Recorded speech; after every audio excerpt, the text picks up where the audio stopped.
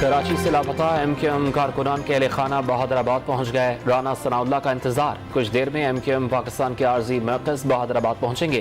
لاپتہ افراد کے اہل خانہ کی وفاقی وزیر داخلہ سے ملاقات کرائی جائے گی۔ وزیر داخلہ متحدہ قومی موومنٹ کے رہنماؤں کو وزیر اعظم شہباز شریف کا خصوصی پیغام بھی دیں گے۔ کوئی لاکھ چیخے روئے، آرمی چیف کی تقرری آئین کے مطابق ہوگی، فیصلہ وزیر اعظم کریں گے۔ سربراہ پی ڈی ایم فضل الرحمان کا عمران خان کو دو ٹوک پیغام۔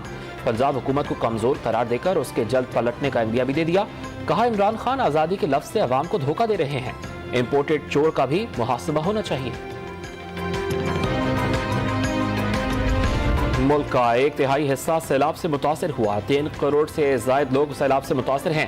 متاثرین سیلاب کو جلد سے جلد بحال کرنا چاہتے ہیں۔ وفاقی وزیر منصوبہ بندی احسن اقبال کی نیوز کانفرنس۔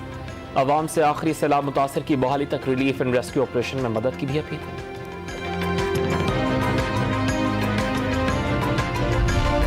خیبر پختونخوا کے وزراء کی مراعات اور تنخواہ بل میں ترمیم اسمبلی سیکریٹریٹ میں جمع۔ وزیر اعلیٰ خیبر پختونخوا کی اجازت پر وزراء اور سرکاری افسران ہیلی کاپٹر استعمال کر سکیں گے۔ وزیر اعلیٰ کے پی کے سرکاری اخراجات پر ایئر کرافٹ یا ہیلی کاپٹر استعمال کر سکیں گے۔ مجوزہ ترمیمی بل آج خیبر پختونخوا اسمبلی اجلاس میں پیش کیا جائے گا۔ آڈیو لیک سکینڈل پر ایف آئی اے نے شوکت ترین کو طلب کر لیا۔ وزیر خزانہ خیبر پختونخوا تیمور سلیم جھگڑا بھی ایف آئی اے میں طلب۔ ایف آئی اے نے 21 ستمبر کی صبح 10 بجے پیش ہونے کا نوٹس جاری کر دیا۔ ملک میں ڈینگی وائرس نے پنجے گاڑ دیے۔ خیبر پختونخوا میں ایک اور زندگی نکل لی۔ مرنے والوں کی تعداد 6 ہو گئی۔ 276 نئے مریض اسپتالوں میں داخل۔ کراچی اور حیدرآباد میں وائرس سے مرنے والوں کی تعداد 27 تک پہنچ گئی۔ اسلام آباد میں 68 نئے مریض رپورٹ۔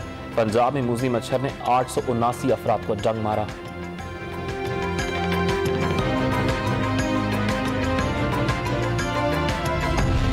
سندھ میں سیلاب متاثرین کے لیے 15 لاکھ خیموں کی فوری ضرورت۔ مچھردانیوں کے حصول کے لیے غیر ملکی سفیروں سے رابطے۔ حکومت نے وبائی امراض سیلاب سے بڑا مسئلہ قرار دے دیا۔ میجر جنرل اظہر وقاص پاکستان رینجرز سندھ کے نئے ڈی جی مقرر۔ رینجرز ہیڈ کوارٹرز میں پروقار تقریب۔ میجر جنرل افتخار حسن چودھری نے پاکستان رینجرز سندھ کی کمان میجر جنرل اظہر وقاص کے سپرد کی۔